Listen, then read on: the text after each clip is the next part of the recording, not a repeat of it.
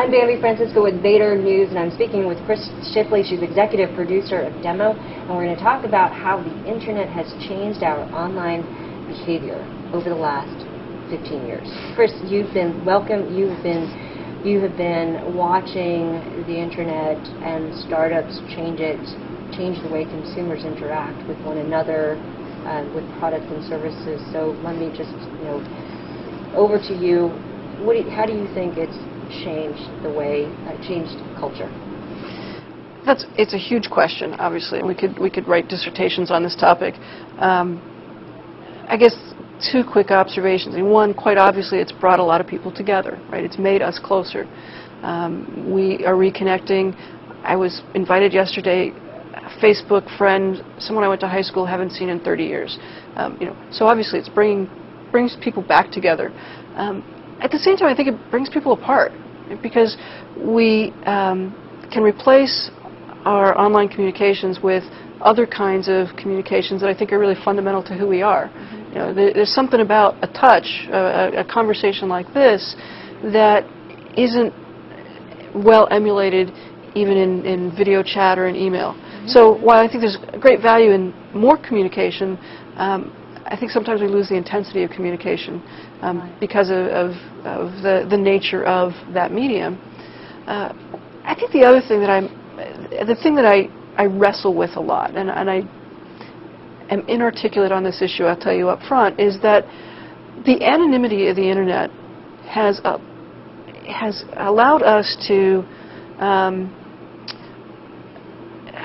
our lesser selves to come out. When you think about the chatter in a lot of blogs, the negativity in blog posts, the fact that you can do a search on a major media site for the 7 dirty words you can't say on TV, and they're all there, and that's common, says to me that our lesser selves are so at the surface, right, and our compassionate selves have to be nurtured. And when we can separate ourselves from our identity, we behave really differently.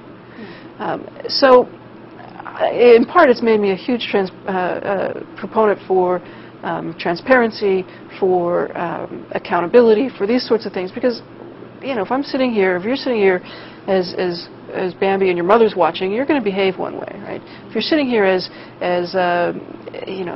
broadcaster 457, you can say anything you want. You behave very differently.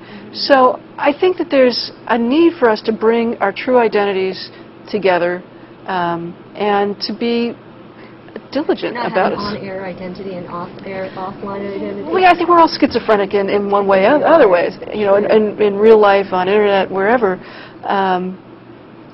But I think we have to. I believe we're at a time in our history, on a global scale, where we have to be diligent about our compassion.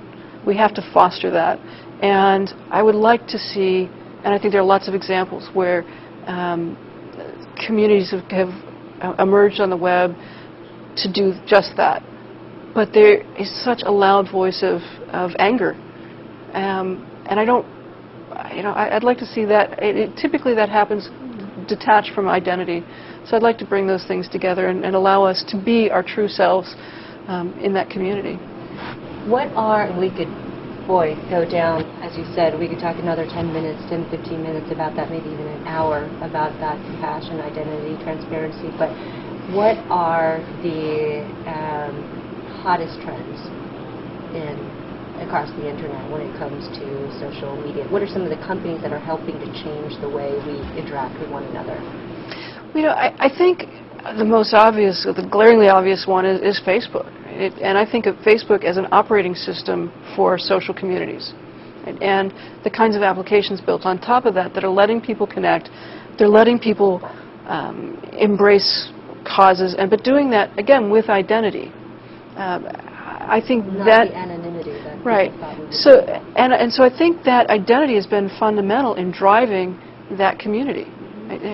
What's the number now? Hundreds of thousands of people signing up daily, right? It's phenomenal. Well, I think they're doing that because there's a bright light on Facebook, right? I know who I am. I can control some of my identity, right, and how much I want to tell you, but I am also who I am. and I have to take responsibility for what I say. And I have to take responsibility for the footprints I leave on Facebook by what I've said or how I've behaved or have interacted with people. And I think that's why that's actually turning into a productive community. That's, at least relative to this issue, I think that's a very positive trend. 5 to 10 years from now, and this is the last question, 5 to 10 years from now, on the theme of identity and transparency, what's going to change or what's going to be more apparent? I think it's important not to confuse identity with privacy.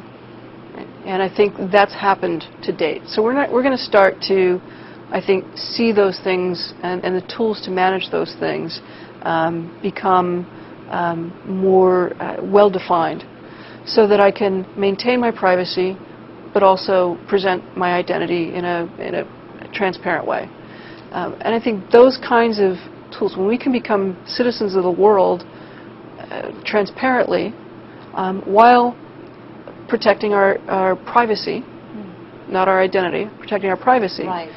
I think we get to a place where we can truly have meaningful and valuable conversations, on a global scale. It's a hot topic issue, and I'm sure we could talk about this for another hour. Chris, thank you for sharing. Glad to do it. I've been speaking with Chris Shipley. She's executive producer of Demo on Bambi Francisco.